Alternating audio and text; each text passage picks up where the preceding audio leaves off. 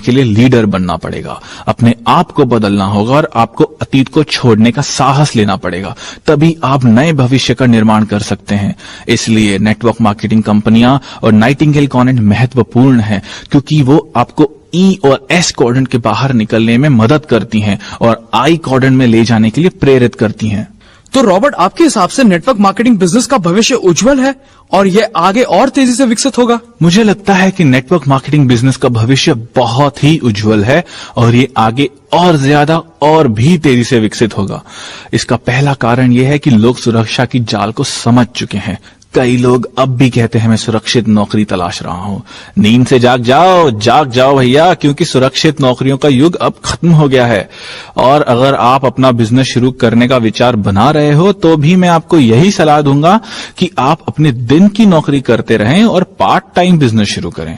इसमें मानसिक समझदारी तो है ही, इसमें टैक्स बचाने की भी समझदारी है, क्योंकि जिस पल आप अपना घरेलू बिजनेस शुरू करते हैं आपको टैक्स में भी छूट मिलती है, क्योंकि सरकार ये चाहते हैं कि लोग अपना बिजनेस शुरू करें। इसलिए बी क्वाड्रेंट के लोग कम टैक्स देते हैं और ई या एस क्वाड्रेंट के लोग ज्यादा टैक्स देते हैं। एक और महत्वपूर्ण कारण जिसकी वजह से हमें नेटवर्क मार्केटिंग से जुड़ना चाहिए वो है हमारी आजादी। दूसरा कारण जो मैं आपको पहले ही बता चुका हूं कि स्टॉक मार्केट का कोई भरोसा नहीं है, तो इससे लोगों के पास अब कोई विकल्प बचा ही नहीं है। नौकरियों की सुरक्षा बची नहीं है। रिटायरमेंट के बाद सामाजिक सुरक्षा का जिम्मा अब कंपनी या सरकार का नहीं रह गया है। अब कंपनियां साफ कह देती हैं कि रिटायरमेंट के बाद आप अपनी जिम्मेदारी खुद संभाल लें। ये सिर्फ अमेरिका में ही नहीं बल्कि सभी देशों में हो रहा है और ये 70 के दशक से शुरू हो चुका है। अब कर्मचारियों की रिटायरमेंट के बाद क्या होता है, कंपनियां इस जिम्मेदारी से खुद को मुक्त कर चुकी हैं। अब ये कर्मचारियों की खुद की जिम्मेदारी है और इसलिए कर्मचारियों को खुद ही योजना बनानी होगी। नेटवर्क मार्केटिंग में आने वाले लोगों की संख्या और भी बढ़ेगी, क्योंकि ज्यादातर लोग जान चुके हैं कि अपनी आर्थिक सुरक्षा और आर्थिक भविष्य के लिए स्टॉक मार्केट के भरोसे बैठना मूर्खता है। मैं पहले ही कह चुका हूं कि दुनिया के इतिहास में पहले कभी इतने ज्यादा लोगों ने स्टॉक मार्केट में आर्थिक भविष्य को दांव पर नहीं लगाया जितने कि आज के लोग कर रहे हैं। स्टॉक मार्केट कभी बूम होता है और स्टॉक मार्केट कभी क्रैश होता है। आपका क्या होगा अगर आप 80 साल के हैं और स्टॉक मार्केट की क्रैश होते होते आपका जीवन भी क्रैश हो जाता है। अब आप नई सिरे से कोई नौकरी नहीं ढूंढ सकते, इसलिए अच्छी तरह सोच विचार कर ले। मेरी समझ से तो यही ठीक रहेगा कि लोग अपना खुद का बिजनेस खड़ा कर लें या फिर नेटवर्क मार्केटिंग से जुड़ जाएं। इस तरह वो अपने जीवन पर नियंत्रण रख सकेंगे। उनके पास ऐसे दोस्त होंगे जिन पर वो भरोसा कर सकें।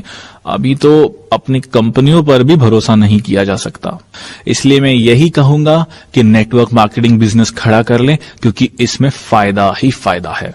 तो रॉबर्ट, नेटवर्क मार्केटिंग, शिक्षा और एजुकेशनल प्रोग्राम बहुत महत्वपूर्ण है।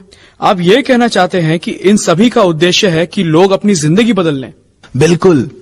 हमने ये प्रोडक्ट इसलिए बनाया है ताकि इस इंडस्ट्री और इससे जुड़े लोगों का हम समर्थन कर सकें, उन्हें शिक्षित कर सकें। मैंने ऐसा इसलिए किया क्योंकि मैं बिजनेस के बाहर से आया हूं और एक बार मैंने इस बिजनेस से मुंह मोड़ लिया था। शायद इसलिए मेरी बातों से लोगों को ये समझ में आ जाएगा कि नेटवर्क मार्केटिंग कितने फायदे का बिजनेस है। रॉबर्ट, अंत में मैं आपसे कुछ जानना चाहूंगा। मैंने कहीं पढ़ा है कि 3 बिल्लियां फेंस पर बैठी हैं और वो एक फैसला करना चाहती हैं। क्या आप जल्दी से हमें उन बिल्लियों की कहानी सुनाएंगे? श्योर। सालों पहले मेरे अमीर डैडी ने मुझसे कहा था कि 3 बिल्लियां फेंस पर बैठी हुई हैं और उन्होंने मुझसे ये सवाल पूछा कि मान लो कि 2 ने कूदने का फैसला कर लिया है, तो अब फेंस पर कितनी बिल्लियां बची हैं? और मैंने जवाब दिया 1। पर मेरे अमीर डैडी ने कहा नहीं, वहां अब भी 3 बिल्लियां हैं। फैसला करने का ये मतलब नहीं कि वो फेंस पर से कूद गई हैं, और यही ज्यादातर लोगों के साथ होता है। वो फैसला कर लेते हैं पर वो कभी भी छलांग नहीं लगा पाते, वो कुछ भी नहीं कर पाते।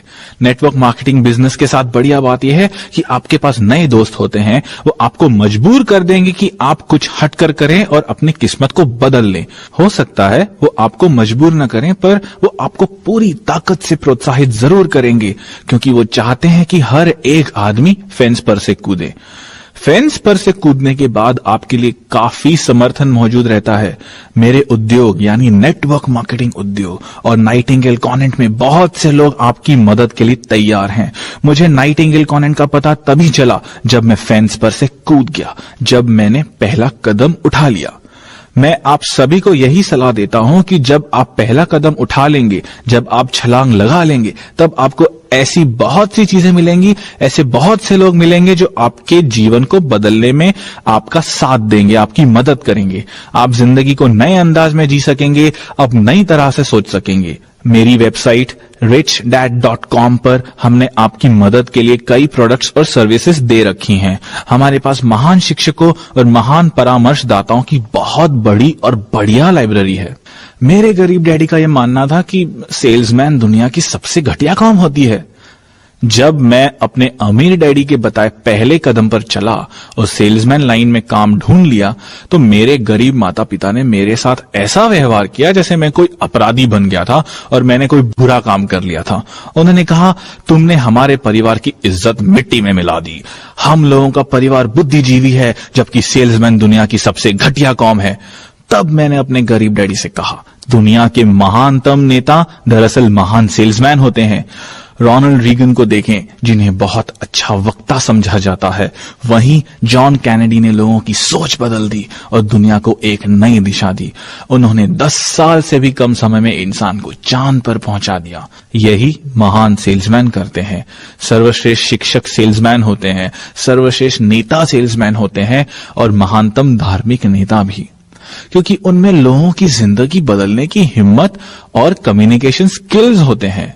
1974 में जब मैंने फेंस पर से कूदने का निर्णय लिया, तो मैं अपने गरीब डैडी की सलाह पर नहीं चला। मैंने सुरक्षित नौकरी की तलाश नहीं की।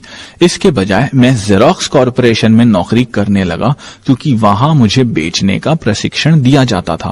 और ज्यादातर लोग बेचना इसीलिए पसंद नहीं करते क्योंकि वो रिजेक्शन से डरते हैं।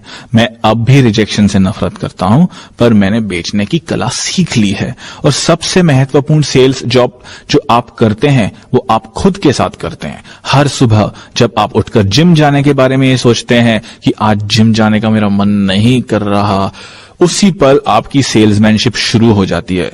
नहीं, मुझे खुद को जिम ले जाने का फैसला करना चाहिए, आज मैं किसी भी तरह से जिम जाऊंगा। और इस तरह सेल्स की शुरुआत होती है।